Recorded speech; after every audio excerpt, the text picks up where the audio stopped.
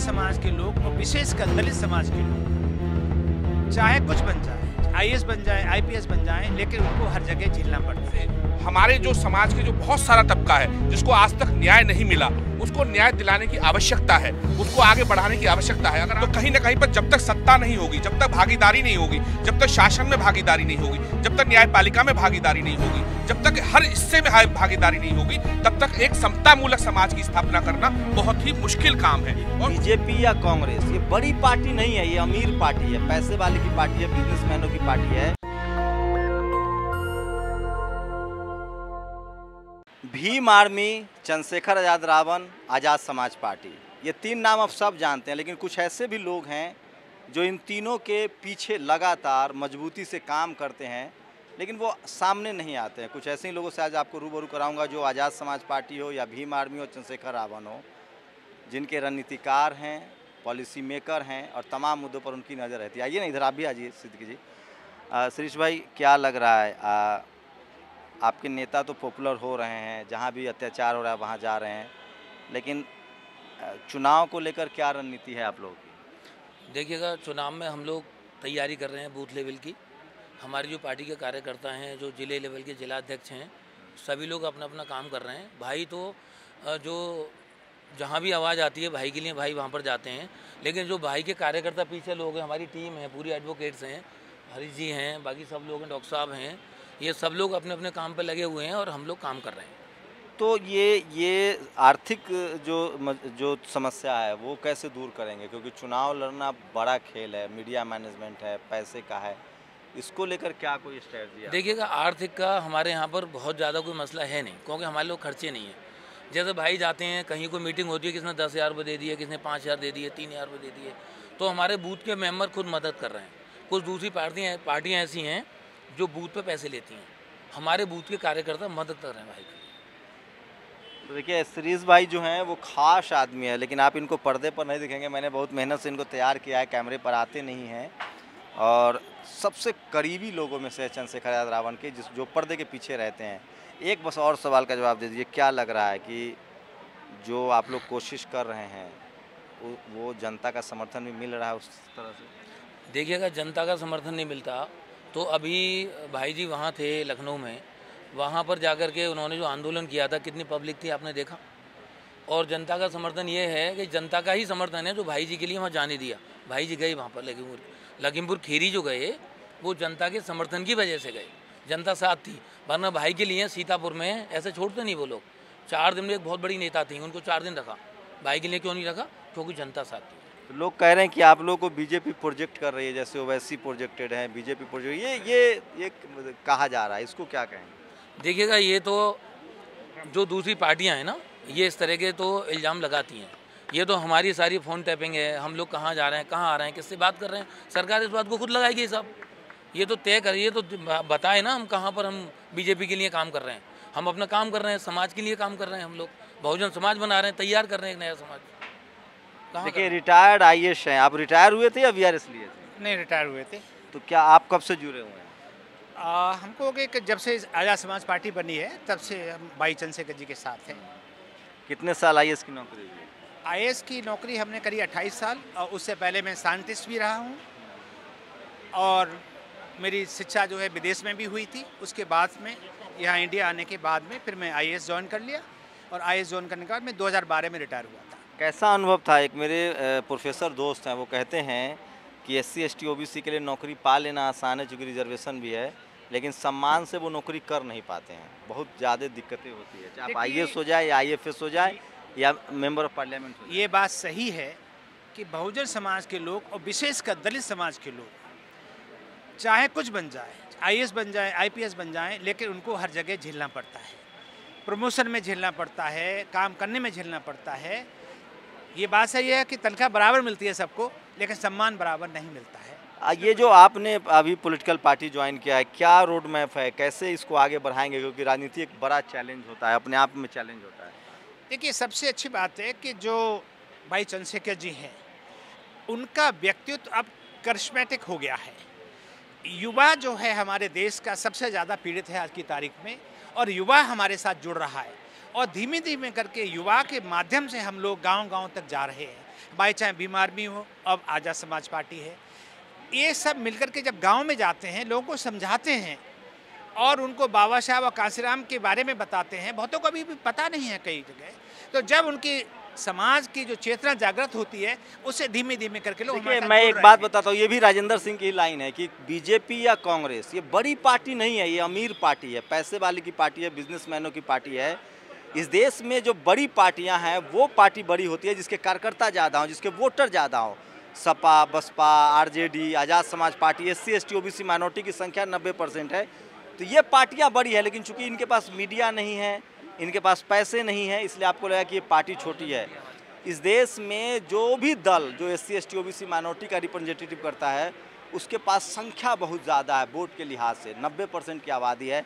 चंद्रशेखर रावण उसी समाज का रिप्रेजेंटेशन कर रहे हैं, इसलिए पार्टी ये बड़ी है, पैसों का अलग दिक्कत। और इसी का नतीजा कि देखिए युवाओं की एक पूरी फौज है और ये सब वो लोग हैं जो अपने खर्चे से दिन भर समाज के लिए जागृत होते हैं। और इसको ऐसे भी लीजिए कि SC ST OBC माइनॉरिटी के जो युवा हैं वो तेज़ी से राजनीतिक पार्टिसिपेशन में बढ़ रहे हैं। कुछ ऐसे लोगों से बात करेंगे। क्या नाम है? हरीश, मेरा नाम हरीश।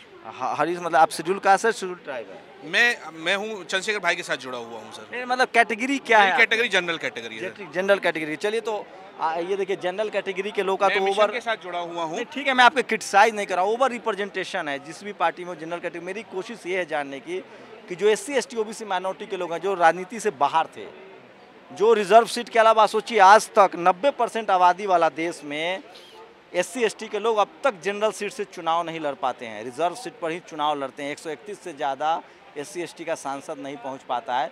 तो ये जो नए युवा हैं इनसे उम्मीदें हैं। क्या आपका क्या नाम है? मेरा नाम विनीत गौतम है। तो आप भी शेड्यूल कास्ट? जी, मैं शेड्यूल। तो आपको कब लगा कि हमें पॉलिटिकल एक्टिवेशन में आना चाहिए? कॉलेज लाइफ से ही हम लोग लगातार देखते रहते हैं मीडिया में कि हमारे समाज के ऊपर किस तरह से अत्याचार होते हैं, और ये अत्याचार का सबसे बड़ा कारण ये है कि हमारे पास जो राजनीतिक ताकत है वो हम लोगों के पास नहीं रह पाती है। और इस राजनीतिक ताकत जब हमारे पास आ जाएगी तब हम लोग जो ये हमारे ऊपर अत्याचार होते हैं इनको हम कम कर पाएंगे। सोचिए, इस देश में जो जनरल कैटेगरी के लोग हैं, जो सवर्ण समाज के लोग हैं, जो ज़्यादा हिस्सेदारी रखते हैं, वो एक एक घर में 4-4 लोग होते हैं और 4-4 पार्टियों में होते हैं। लेकिन इस देश का बहुसंख्यक जो आबादी है वो अभी तक राजनीति में आया ही नहीं। माननीय कांशीराम साहब का कल परिनिर्वाण दिवस है, उन्होंने कहा था जिसकी जितनी संख्या भारी उसकी उतनी हिस्सेदारी। वो दौर पता नहीं कब आएगा, लेकिन अब तेज़ी से SC ST OBC के युवा जो हैं वो राजनीति में आ रहे हैं, वो रिस्क ले रहे हैं, खतरे उठा रहे हैं। डर लगता है राजनीति से? घर वाले मना करते हैं कहाँ पढ़े हो, पचरे में नौकरी वोकरी कर लो? घर वाले कहते हैं कि नौकरी करो, पर हमें ये समझना होगा कि अगर हम राजनीति में एक्टिव नहीं होंगे तो जो नौकरी आज हमारे पास हाथों से जा रही है ना, वो फिर हमें मिल नहीं पाएंगी। आपका क्या नाम है? कपिल कुमार। आप भी शेड्यूल कास्ट से हो? Yes sir. तो आपका ऐसे तय किया कि नौकरी में राजनीति में आनी है? बिल्कुल सर, राजनीति में आना जरूरी है। अभी आज से पहले हम लोग सुनते आए थे और बड़ों से सुनते आए थे कि हमारे साथ कैसे कैसे व्यवहार होता था और हमारे कभी हक अधिकारियों को हमेशा छीना जाया करता था। वो सुनी हुई बातें थी। लेकिन अब जब मैं किसी भी पॉलिटिकल बैकग्राउंड से नहीं था, लेकिन जब मैंने खुद लाइव देखा कि अब हमारी बहन हाथरस में ऐसा हुआ, फिर दिल्ली हमें फिर एक ये था कि चलो वो यूपी का मैटर है, यूपी में हमारी जो भी तादाद है वो कम है, ठीक है, हम दिल्ली तो में। मैं कुछ लोगों से बात करा रहा हूँ, मेरे कैमरामैन दिखाएंगे। देखिए कि schedule caste, schedule tribe, minority के जो युवा हैं वो राजनीति में बहुत कम थे, लाचार बेबस, घर में खाने के लिए नहीं था, राजनीति में कम थे, लेकिन वो अब राजनीति में आ रहे हैं, ये एक बड़ा संकेत है। लेकिन चंद्रशेखर रावण को ये कहना कि वो दलितों के नेता हैं, ये भी एक तरह का अन्याय होगा। SC ST OBC माइनॉरिटी के साथ ये हमेशा होता रहा है कि उनके नेता को ये पिछड़ों का नेता है, ये दलितों का नेता है, ये मुसलमानों का नेता है।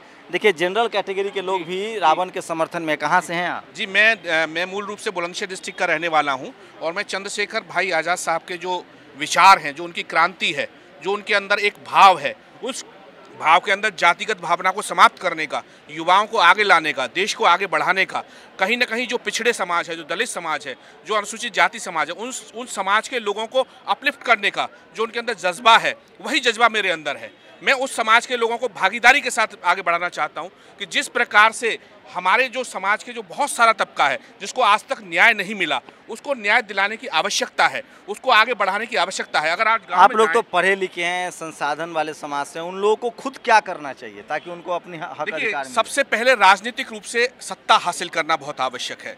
देखिए, व्यवस्था परिवर्तन बहुत आवश्यक है। अभी तक जो राजनीतिक रूप से जिस व्यवस्था पर काबिज लोग हैं, उन लोगों ने उन लोगों के लिए जो कि पिछड़े हुए हैं, गरीब हैं, जो दलित हैं, जो आदिवासी हैं, उनको पूरी तरीके से समाज में आज भी न्याय नहीं मिल रहा। तो कहीं ना कहीं पर जब तक सत्ता नहीं होगी, जब तक भागीदारी नहीं होगी, जब तक शासन में भागीदारी नहीं होगी, जब तक न्यायपालिका में भागीदारी नहीं होगी, जब तक हर हिस्से में भागीदारी नहीं होगी, तब तक एक समतामूलक समाज की स्थापना करना बहुत ही मुश्किल काम है। और उस मुश्किल काम को अगर आगे बढ़ाने के लिए अगर कोई क्रांतिकारी नौजवान जो क्रांति को लाना चाहता है इस देश के अंदर, अगर वो आगे बढ़ना चाहते हैं, तो मुझ जैसा व्यक्ति जिसके अंदर सच में ये भाव पैदा है कि नहीं, कहीं ना कहीं पर किसी के साथ अन्याय हो रहा है, उसको न्याय मिलने की आवश्यकता है, तो मैं उस विचार के साथ जुड़ा हुआ हूँ, उस क्रांति के साथ जुड़ा हुआ हूँ। मेरे अंदर ये भाव नहीं है कि किस जाति में, किस धर्म में मैंने जन्म लिया। मैं उस आदमी को आगे बढ़ाना चाहता हूँ जिसको न्याय नहीं मिला है। आपको लगता है इस देश में जाति खत्म हो जाएगी, जाति प्रधान देश है? कहीं ना कहीं पर किसी न किसी प्रकार से, जिस प्रकार से समाज में परिवर्तन चलता आ रहा है, जिस प्रकार से न्याय की जो जरूरत थी, उन लोगों को न्याय मिलता चला जाएगा, तो एक स्थिति ऐसी आएगी, एक परिस्थिति ऐसी आएगी कि जो समाज है वो अपनी विद्युत मानसिकता को आगे बढ़ा करके उस मानसिकता से ऊपर उठेगा और समाज में जाति विहीन समाज स्थापित होगा। आप चाहते हैं कि आप इसी तरह से तेज तरार से बोले, विद्या बिन गति गई, गति बिन मति गई, मति बिन व्यापार गया। एक बड़े तबके को एजुकेशन से दूर रखा गया है पीढ़ी दर पीढ़ी, इसलिए वो इतनी ताकत से बोल भी नहीं पाता है। लेकिन इन युवाओं से उम्मीद बनती है, जो नए युवा हैं, जो पढ़े लिखे हैं, वो आ रहे हैं। वकील साहब, आप लोग कब से राजनीति में हैं? सबसे पहले तो आपका धन्यवाद, नेशनल दस्तक का मैं बहुत बहुत धन्यवाद करता हूँ कि आप तो हमारा काम है, इसी से हमारा पेट चलता है। आगे बताइए। काफ़ी समय से हूँ और मैं उस समय 18 वर्ष का था, तब से मैं प्रतिक्रियाओं को लगातार देख रहा हूँ। और पार्टी शेड्यूल कास्ट से? हाँ। मैं आपका क्या नाम है? अभी कार्यकर्ता हैं? मैं एडवोकेट हूँ पेशे से, चंद्रगुप्त मौर्य मेरा नाम है। मैं ओबीसी कैटेगरी से बिलोंग करता हूँ। बताइए। तो देखिए, ये अब मैं फिर कह रहा हूँ, 21वीं सदी डॉक्टर अंबेडकर की सदी होगी और इस बदलाव को महसूस कीजिए। तो ऐसे तमाम युवा हैं जिसकी तस्वीरें दिखा रहा हूँ काफ़ी संख्या में, और ये देखिए युवा हैं, वकील हैं। देखिए किस तरह से ये लोग जो हैं कार्यकर्ता हैं आज़ाद समाज पार्टी के, और ये देखिए बुज़ुर्ग लोग भी हैं, वो भी हैं, जवानों की संख्या बहुत ज़्यादा है। सलाम सलाम। तो ये देखिए महिलाएं, आप भी आज़ाद समाज पार्टी की कार्यकर्ता हैं? कहाँ से हैं आप? आर्मी से। तो कहाँ की रहने वाली हैं? मैं नंदनगरी सीमापुरी विधानसभा से। तो कब से जुड़ी हुई है संगठन से? 1 साल करीब हो गया। तो देखिए ये महिलाओं की भागीदारी भी है, वो बढ़ रही है। मैं फिर कह रहा हूँ, ये तमाम ताकतवर लोग हैं, SC ST के लोग हैं, काफ़ी संख्या में युवा लोग जो हैं वो हैं। तो एक बड़ा समय था, सोचिए एक दौर था जब देश आज़ाद हुआ तो SC ST OBC SC ST के सीटों पर लोग अपने नौकरों को चुनाव जिताते थे। उसके बाद माननीय कांसी राम साहब आते हैं, वो कहते हैं कि जिसकी जितनी संख्या भारी उसकी उतनी हिस्सेदारी। उसके बाद EVM आ जाता है। लेकिन अब वो समय आ गया है, SC ST OBC और माइनॉरिटी के जो युवा हैं वो काफ़ी संख्या में जो हैं वो अपनी पॉलिटिकल भागीदारी के लिए संघर्ष कर रहे हैं। ये वो लोग हैं जिनके पास कोई प्लान B नहीं है, जिनका घर का खर्चा भी चलाना है, बच्चे भी पालने हैं, अपने पढ़ाई लिखाई का भी खर्चा करना है, उसके बाद भी पॉलिटिकल असर्शन, जो राजनीतिक जो भागीदारी है उसके लिए संघर्ष कर रहे हैं। और इसीलिए मैं बार बार कहता हूँ कि चाहे जितनी तकलीफ़ें हो, जितनी गड़बड़ियाँ की जाए, 21वीं सदी जो होगी वो डॉक्टर अंबेडकर की सदी होगी।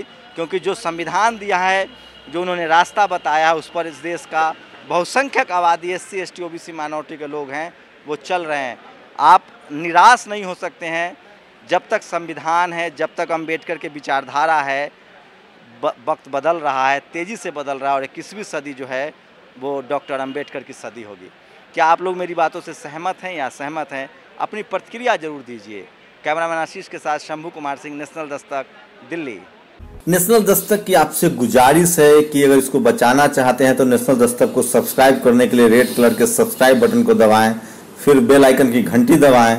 नेशनल दस्तक को बचाने के लिए बहुत जरूरी है कि हर खबर को शेयर करें, लाइक करें, कमेंट जरूर करें।